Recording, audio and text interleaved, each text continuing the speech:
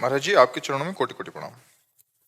महाराज जी, जीवन की सम और विषम परिस्थितियों में हमेशा ही प्रतिकूलता ही मिली है, जिससे मन बड़ा अशांत रहता है। नहीं, ऐसा नहीं कह सकते कृपया इस प्रतिकूलता के साथ नाम जप में मन आप। कैसे ऐसा लगे? नहीं कह सकते कि हमें केवल प्रतिकूलता ही मिली। ऐसा कहने से सिद्धांत ही गलत हो जाता है, क्योंकि शुभ और अशुभ दोनों कर्मों से मिश्रित ये देह बनी है।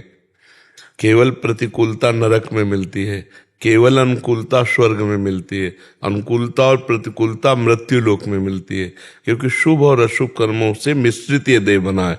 तो ऐसा आप नहीं कह सकते कि केवल प्रतिकूलता मिली। आप विचार करके देखिए, आपको अनुकूलता मिलती है ना। आप प्रतिकूलता को विशेष आदर दिए, इसलिए दिमाग में छा गई है। और प्रतिकूलता और अनुकूलता ये दोनों बच्चा असत हैं। असत, इनका कोई महत्व तो नहीं है। चाहे जितनी प्रतिकूलता उन्नति हो जाए लौकिक, और चाहे जितनी प्रतिकूलता हो जाए, इनका कोई ना सतो विद्यते भावो ना भाव विद्यते सता। इस असत की सत्ता ही नहीं। इसलिए मात्रा स्पर्शास्तु कौन्ते शीतोष्ण सुख दुखदा आगमा पाइनो अनित्यास तास्तितिक्षस्व भारत। ये शीत उष्ण अर्थात सुख और दुख देने वाली अनुकूलता प्रतिकूलता को सह जाए सोई महात्मा, और टूट गया तो संसारी। सहना सीखो, और सहना सीखने के लिए विवेक की आवश्यकता है।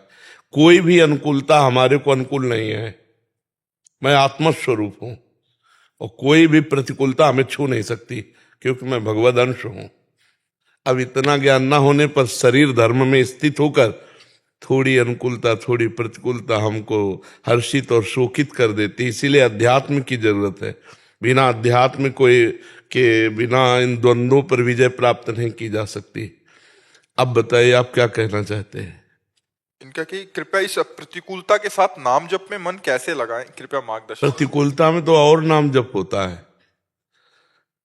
पता नहीं आपको कैसे कहते हैं प्रतिकूलता में नाम जप ने मन अशांत हो जाता है तो शांति जहां मिलती उधर भागा जाता है ना। फिर मान लो हम घर के बाहर खेल रहे हैं, हमें कोई पीटने लगे तो हम घर के अंदर भागेंगे ना, माँ के पास जाएंगे ना, या पिता के पास जाएंगे ना। तो प्रतिकूलता मुझे जला रही, मैं भगवान के पास जाऊंगा जिनके चरणारविंद परम शीतल परम आनंद प्रदान करने वाले हैं। तो अशांत मन को शांत करने के लिए भगवान के नाम का आश्रय लेते हैं, भगवान के चरणों का आश्रय लेते हैं।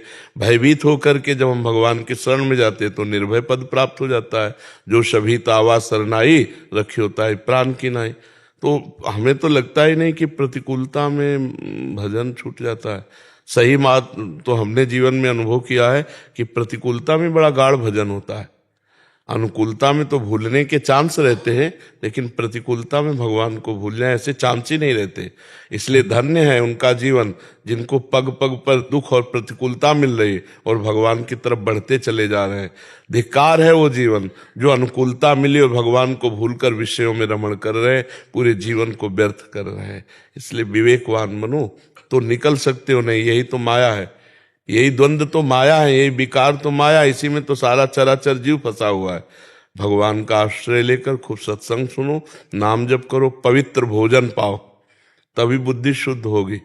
कोई नशा तो नहीं करते, मांस आदि? हाँ, बहुत बढ़िया, तभी आए हो, प्रश्न कर रहे हो। तो अभी तो आपके पास कौन सी प्रतिकूलता? आपकी जेब में, आपके दिमाग में, आपके पास है कुछ प्रतिकूलता? पत्नी से प्रतिकूलता मिलती है। हम कह रहे कितना प्रतिकूल होगी, कितना प्रतिकूल। अगर हम धर्म और सत्य से और प्यार से चलेंगे तो पशु को वश में कर लेते हैं। देखो लोग सिंह पालते हैं ना, खा जाए सिंह और गले में लिपटते हैं, क्यों? कि उसको प्यार दिया। तो प्यार पशु भी जानता है। मुझे तो नहीं लगता कि ऐसा कोई हो कि प्यार और प्रतिकूलता। अगर हम अपने नियम, अपने संयम, अपने धर्म और प्यार में हैं, हम क्यों अनुकूलता उससे मांगे? हम उसको अनुकूलता देंगे, हम पति है, अनुकूलता देंगे। अपने आप अनुकूल ना हो जाए तो बताना। अनुकूलता की मांग ही प्रतिकूलता पैदा कर देती है। तू पत्नी है, तेरा कर्तव्य ये है, ये मांग ही तुम्हें परेशान कर देगी। मैं तुम्हारा पति हूं, मैं अपने कर्तव्य में रहूंगा, तुम जितना चाहो विरोध कर लो, मैं आपको सुख पहुंचाऊंगा। अपने कर्तव्य का पालन, अभी वह अधीन ना हो जाए तो मुझे बताना क्यों। अब आप ऐसे आचरण करो जो उसके भावना के विरुद्ध हो, तो प्यार का द्वेष हो जाएगा, नहीं हो जाएगा? क्यों, प्रतिकूलता का क्या विषय है आपकी पत्नी के साथ? जैसे कि किसी भी बात पे मत छोटी छोटी बात पे राजी ना होना, या किसी उसका नाराजी होना कि आपका नाराजी होना? देखो, बड़े आप हो, आपने ऐसे पाणी ग्रहण संस्कार जो होता है ना, तो पत्नी का ऊपर होता, पति का नीचे होता है। अर्थात मैं तुम्हारा भार स्वीकार करता हूं, तो तुम्हारे घर आई, तुम उसके घर नहीं गए हो, समझ रहे हो ना? तुम लाए हो उसको अपने घर, तो अब उसकी बात पर रहो। ऐसी कोई बात जो धर्म विहीन हो, उसे प्यार से समझाओ। अभी नहीं समझ पा रही, थोड़ी देर बाद फिर समझा दो, फिर समझा दो। नहीं समझ रही तो कल समझ जाएगी, परसों समझ जाएगी। प्यार में बहुत दम है। हम इतना आपसे कहेंगे, आप गलत ना हो और आपका प्यार सच्चा हो, तो एक दिन पत्नी अधीन हो जाएगी, क्योंकि उसके दिल है, उसके हृदय है। अब बहुत ही कोई व्यभिचारिणी हो तो बात हम अलग कहते हैं, नहीं तो ऐसा नहीं है। छोटी छोटी बातों में हमको झुकना पड़ेगा, क्योंकि हम उसको लाए हैं, हमने पाणी ग्रहण किया है, पति शब्द हमारे लिए है। तो आपको फिर अनुकूलता देनी पड़ेगी, आपको उसकी कामनाओं की पूर्ति करनी पड़ेगी। वो आपकी शरण में है, वो आपके पास। हाँ, कुछ ऐसे आचरण हैं, अब जैसे पर पुरुष से व्यभिचार, अब इसमें हम सलाह नहीं देंगे।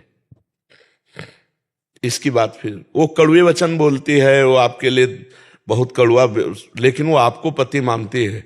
अब हर तरह से उसकी अनुकूलता में आ जाइए। अगर वो परपति रति करने वाली, तो फिर हम इस पर, हमारा धर्म नहीं कहता, फिर हम इस पर फिर हट जाएंगे। फिर जैसा व्यवहार हो वैसा आप चाहो करो, चाहे तलाक दे दो, चाहे जैसे रहो। अगर वो आपको पति मानती, किसी और की तरफ नहीं देखती, तो कितना भी कड़वा स्वभाव हो, आपको उसका पालन पोषण करना चाहिए। क्यों, ऐसा दोष है क्या? तो बस फिर आप झुको और उसकी कामनाओं की पूर्ति करो। अपनी कामनाओं की पूर्ति की जहां बात आती है, वहीं दुख का अनुभव होता है।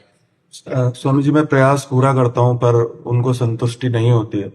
चलो, आज नहीं तो कल हो जाएगी, क्योंकि आप धर्म से चल रहे हो। आप धर्म से, आप इधर उधर किसी माई बहन को तो नहीं देखते, तो बस फिर आप देख लेना, हमारी बात मान लेना। धर्म में बड़ी ताकत है, धर्मो रक्षति रक्षिता। एक दिन वो आपके अनुकूल हो जाएगी। क्यों? क्योंकि आप धर्म से चल रहे हैं और उसकी अनुकूलता देना चाहते हैं।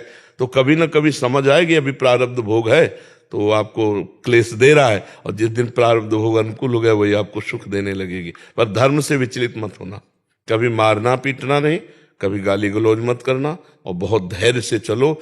गृहस्थी परम पवित्र, भगवान की प्राप्ति का बढ़िया मार्ग है। किले की लड़ाई है, बाबा जी तो चौड़े की लड़ाई है, मैदान में ललकार कर काम क्रोध को परास्त करना। और गृहस्थी में किले की लड़ाई है, अंदर से व्यवस्थित होकर के फिर इन विकारों पर विजय प्राप्त करके भगवान की प्राप्ति करना। समझ पा रहे हो? अभिनंदन कौर जी, यूएसए से। राधे राधे महाराज जी। महाराज जी, आपके चरणों में कोटि कोटि प्रणाम। महाराज जी, कई बार भगवत प्राप्ति के लिए व्याकुलता इतनी बढ़ जाती है कि अपने आसपास के साधकों की आध्यात्मिक प्रगति को सुनकर अथवा महसूस कर कर उनके प्रति बहुत ईर्ष्या होने लग जाती है। महाराज जी, संसारिक दौड़ में तो स्वयं को फिसड्डी मान ही चुके थे, अब आध्यात्मिक मैदान में भी गुरु और गोविंद को रिझाने में असफल हो रहे हैं। ऐसी ईर्ष्या है, वैसे यहाँ हार ही जीत है। जिसका अहंकार गलित हो जाता है, वो भगवान का शुद्ध शरणागत भक्त बन जाता है। अपबल तपबल और बाहुबल चौथो बल है दाम, शूर किशोर कृपाते हारे को हरि नाम।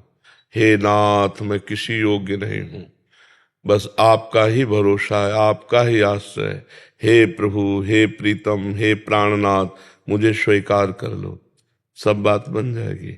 भगवत प्राप्ति क्रियाओं से नहीं होती, भगवत प्राप्ति भाव से होती है। जब हम सब जगह से हार जाते हैं, तो सच्चा भाव जो अनन्य भाव है, एक भरोसो, एक बल, एक आस विश्वास, एक राम घनश्याम हित, चातक तुलसीदास। चातक की तरह अनन्य हो जाए, चातक की तरह अनन्य हो गया, भगवत प्राप्ति पक्की हो गई। जैसे चातक पी पी पुकारता रहता है मेघ को, तो दूसरे पक्षी ने कहा उसको पी पी पुकारता रहता और वो गरजता है और तेरे ऊपर ओले बरसाता है, वो तुझे प्यार नहीं करता। तो चातक ने कहा अभी प्यार किया ही नहीं तुम, इसलिए जानते नहीं हो। वो जब गरजता है तो लगता है मेरा प्रीतम मुझे उत्तर दे रहा है। और जब ओले बरसते हैं तो लगता है मेरा प्रीतम मुझे आलिंगन कर रहा है, और जब वो मुझे जल नहीं देता तो मुझे और प्यार चातक की तरह अपने प्रीतम में दोष न देखते हुए उनके द्वारा दी हुई यथालाभ संतोष सदा काहू सो कछ न चाहूंगो, और खूब भगवान के आश्रित हो जाए तो नाम जप में रुचि बढ़ जाएगी और भगवत प्राप्ति हो जाएगी। अच्छा, हम दूसरे साधकों को देखें क्यों? हमको तो अपने को देखना है। भगवान का भजन वो अच्छे से कर रहे हैं, भगवान की उनके ऊपर कृपा है, अच्छी बात है, तो हमारे ऊपर भी तो भगवान की कृपा है। क्या भगवान किसी संख्या वाले से मिलते हैं? क्या भगवान किसी तपस्वी से मिलते हैं? सबरी मैया की कौन सी संख्या थी, कौन सी तपस्या थी? दंडकारण्य में एक से एक महान तपस्वी थे, भगवान किसी के पास नहीं गए। भाव में डूबी हुई सबरी जी के पास गए, भाव में डूबी हुई विदुरानी जी के छिलके पाए, भाव में डूबे हुए अपने को अकिंचन मानने वाले सुदामा जी के तंदुल छीन कर पाए। भगवत प्राप्ति किसी क्रिया से नहीं होती, भगवत प्राप्ति भगवान के आश्रय से होती है, और वो आश्रय सब कोई ले सकता है, और भगवान का नाम जब कोई भी कर सकता है। पुरुष नपुंसक नारीवा जीव चराचर कोई सर्व भाव तजी, भगवान करे अन्य सब भावों का त्याग कर, और जो मुझे भजन करता है परम प्रिय सोई। कपट छल अभिमान ये सब भगवान के महाराज जी दूसरों से ईर्ष्या होती है, दूसरे साधकों से। नहीं, ईर्ष्या क्यों का? हम दूसरों को प्रणाम करें, ये तो गलत है सिद्धांत। दूसरे जब भजन ज्यादा करें तो उनकी चरण रज लेके माथे पे लगाएं कि आपकी कृपा हो जाए, हमको भी भगवान का ऐसा भजन मिले। हम ईर्ष्या क्यों करें?